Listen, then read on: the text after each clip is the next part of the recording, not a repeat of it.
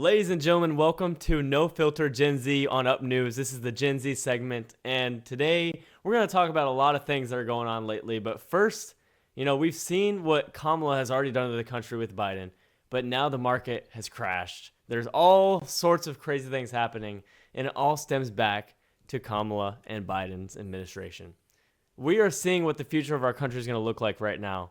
And before anything, I want to tell you guys that we are young Americans fighting for the truth, and we are unfiltered, uncensored, and unapologetically real about our beliefs and values. To save this country, it's going to take young people like us to rise up and fight for it. Fight for the truth, defend the truth, because we're in a world full of craziness right now, and I'm sure you know that. If you live in America or see the news, you see that there's a new headline every day. Like, there's something crazy going on all the time. But we're going to dive into it. We're going to get to the bottom of it and figure out why this election is so important. But joining me now is Jonas, an independent journalist and a Trump superfan. So, Jonas, welcome to the show. Thank you very much. I'm honored to be on here. And yeah, with what should we jump in?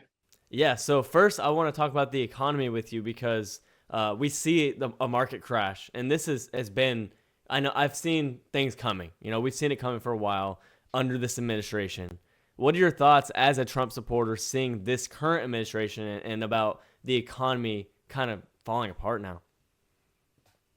Yeah, well, basically, Trump predicted all this all the way back in 2019. I think many of us have seen a tweet from him saying that, let's see, he said that the economy is going to crash or even head into a recession or even depression if he's not going to get elected. And yeah, basically, as we've seen yesterday, I think in the crypto market, for example, crashes of 30% and even more when it comes to Bitcoin. Yep. And yeah. Yeah, there's been a lot of crashing, Trump did predict this, like you said. What do you think that says about two voters? About Trump knows what he's doing. In my opinion, he knows he's been in the White House. He's seen how bad it got, and he says, "I got to come back and save this country." What do you think this says to the voters who are kind of on the edge, kind of independent right now? Yeah, but basically now is a tremendous chance when it comes to strategy, because now we're seeing that the economy under Biden-Harris, as Trump calls it, the Kamala crash, because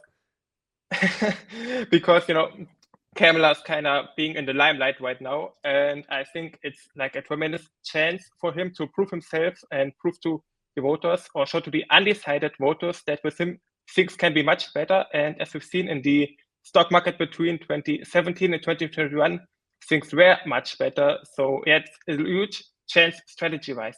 And it's one of the biggest issues in this election, in my opinion. I mean, for me, I'm 21. I've seen my gas go way up every time I have to go get gas. The prices are crazy. Going to the grocery store is crazy. Going out to eat is crazy. Do you think that this all plays into this election? I mean, the economy is one of my major issues. What about you? Yes, definitely. I think there are three main issues, and the economy is basically number one.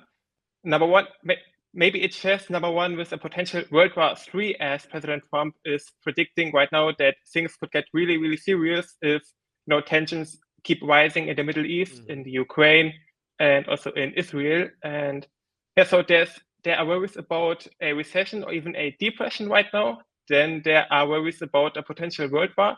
And of course, the border crisis, which I think we've seen with Laken Riley, many murders taking place that shouldn't even be able to take place in the first place, because those murderers were, I think, supposed to be deported long ago. Yeah, the border for sure. And they're trying to take back the whole idea that Kamala was the border czar, which we all know she was.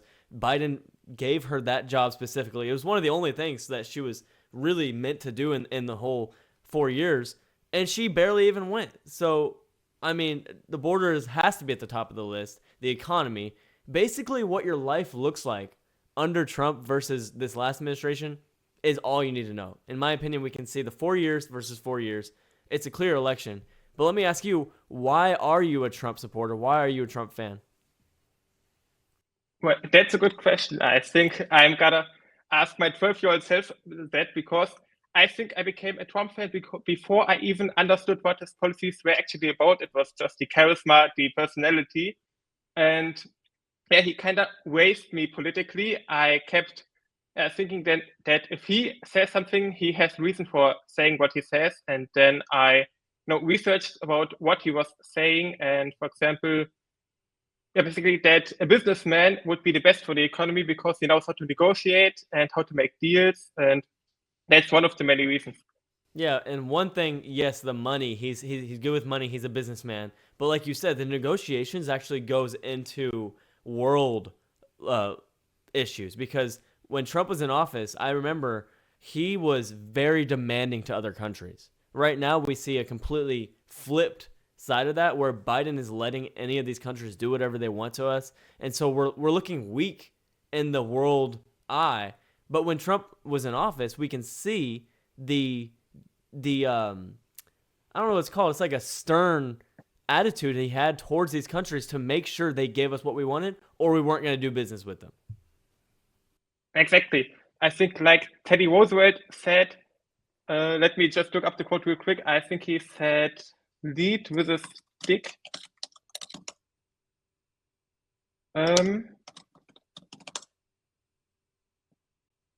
You know, Roosevelt used to say, speak softly and lead with a stick. And I think that's what President Trump has done with, for example, Kim Jong-un, when he called him on Twitter, I think, Little Rocket Man.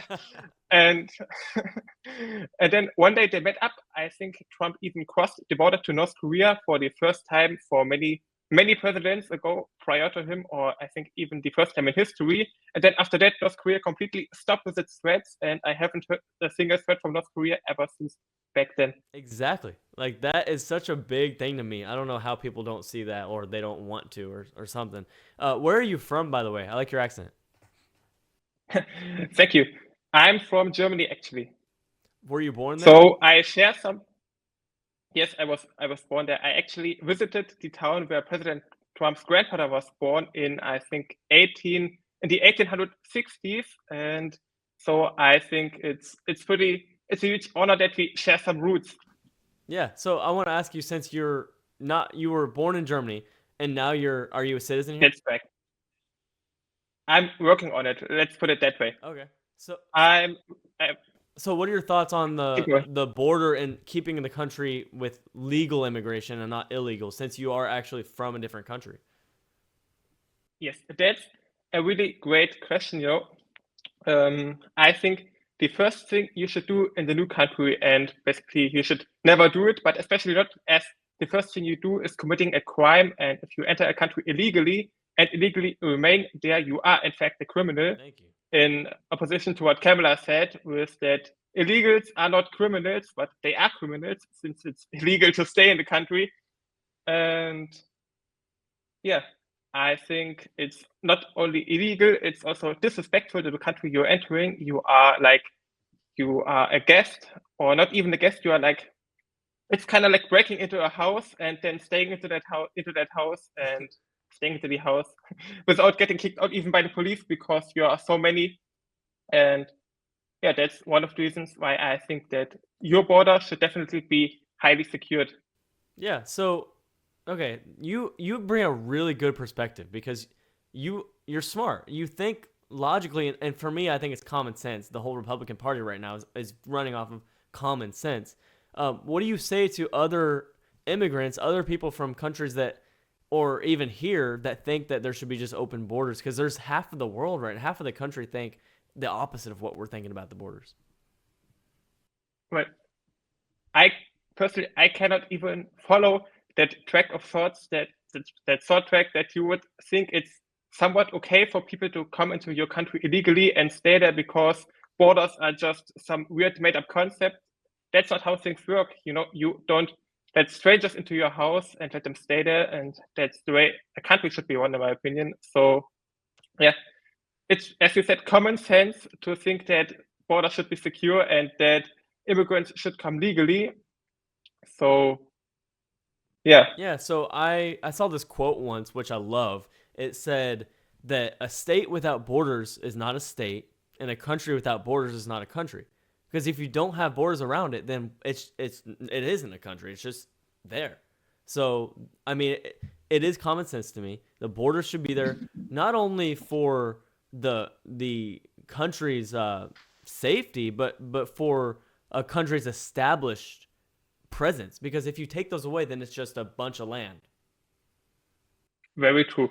I think borders is what defines a country, because after all, a country is a piece of land, put into a certain distriction, and the border is what determines the country, because that's where another country starts, or that's where unowned property starts, but that's where the country ends. And so borders are what determine a country. And if you don't have borders, you don't have a country, as Trump used to say. Yeah, exactly. It's true. It's very true. How did you get into following Trump in the first place? That's a good question. I mean, on social media, when I was, as I said, 12, I didn't really know about this whole mega community on social media. I knew he was on Twitter because of the news, but that's basically all I knew. And then when I got a little older, in like 2018, 2019, I made my first account. And that's when I basically started to share some mega memes, some build that wall memes, the classics from back then. And yeah, then I saw that other people are doing that as well. The media basically gaslighted us to thinking that that no one is on Trump's side, and we are all against him except for a few really evil people. And so you used to be really scared about publicly telling that you stand with Trump, because the media gaslighted us basically. And yeah, once I learned about that, I kept following the whole mega game. And then when 2023 came, I created my first personal account in December last year, basically half a year ago. And yeah, basically, stood up for it, and even stood up for it with my face, and not just some anonymous meme accounts as I used to back then, when I was still kind of, not really into publicly telling people what I think. Mm-hmm. So do you think that when you started, did you see a bunch of the media saying bad things about him, and did that kind of steer you away? Because for my friends, a lot of people just don't like him because what they hear about him, which is all made up lies. True. Could you repeat that question? Yeah. Did you see any of the media trying to like make Trump, paint him in a bad light when you first started following him? Yes, definitely. I think it started in around 2015. Before that, he was pretty beloved by the media, actually, as I'm also kind of, discovering day by day when I share these old vintage clips of the 80s, 90s, 2000s. And it all started around 2015. I think in 2015, he even still went on shows with like Jimmy Fallon and the SNL show, and they treated him as a friend. Then there was this roast of Trump in, I think, 2015, which was also pretty epic. And there was, Katie Griffith might be familiar to you. That's the lady who kind of held up some sort of beheaded figurine of Trump in around 2016. Yeah. Katie Griffith used to be on I'm not sure what it's called. There was this, this oil crisis or oil flooding in 2010 with some oil rig exploding or some sort of, and then there was this by Larry King. He hosted a TV show which was basically fundraising for the victims of that crisis, and there were Ivanka Trump participating, Melania Trump participating, and Katie Griffin participating and moderating kind of the show. And then just a few years later, she completely turned onto them and basically showed a picture of beheading their father, which is really hypocritical. All of a sudden, everybody starts hating him. It's so politically driven, and it's insane. True. Very true. Yeah, so we have a few more minutes. I want to ask you about AI, because the future is going that way. But I've also seen you do some AI stuff on social media. Tell me a little bit about that. Sure. Well, I think when it comes to AI, it's on the one hand really impressive what has become possible with the new technology. Like, for example, you can create images that don't exist and are likely to never exist, like Teddy Roosevelt pictures riding a moose or anything like that. And then it works also with voices and with partly also with videos, which is on the one hand really, it's just interesting to see what can be done, but on the other hand, it's also kind of frightening that someone can basically clone you in a few years from now. No one will really be able to determine what's real and what's not real on the news. And you can basically create a video of Putin saying that he just sent nukes to the United States and start a world war. So I think it's important for the United States or the West in general to have the upper hand in this AI war. And therefore, I've seen the speech of President Trump at the Bitcoin conference where he said that he wants the US to lead the way, and that is only possible by doubling the amount of electricity that's currently available. And that in turn is only possible by, drilling and going nuclear. Drill, baby, drill. Yeah, drill, baby, drill. Yeah, so what do you do with AI now on your social medias?